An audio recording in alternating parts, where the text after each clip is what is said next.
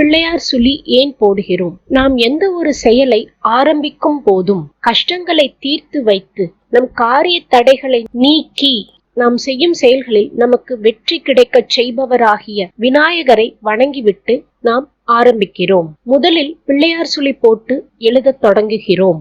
ஓம் என்ற பிரணவ மந்திரம் ஆ உ இம் என்ற எழுத்துக்களை இணைத்தால் வரும். இதில் ஆ என்ற எழுத்து வாழ்வின் ஆரம்பத்தை குறிக்கிறது. உ என்ற எழுத்து பாதுகாப்பை குறிக்கிறது. இம் என்ற எழுத்து அழித்தலை குறிக்கும். இதில் உ என்ற எழுத்து காத்தலை குறிக்கிறது. இறைவன் நம்மை பாதுகாக்கிறார் என்பதை குறிக்கிறது. கடவுள் நம்மை பாதுகாக்க வேண்டும் என்பதற்காக ஊ என்ற எழுத்தை நாம் எழுதி நாம் எப்பொழுதும் எழுத தொடங்குகிறோம். முதலில் பிள்ளையார் சுழி போட்டு நாம் எழுதுவதற்கு இதுவே காரணம். ஊ என்ற எழுத்தின் வடிவம் யானை தனது தும்பிக்கையை தூக்கி சுருட்டியது போல இருக்கும். இந்த எழுத்தே விநாயகரின் வடிவமாக இருக்கிறது.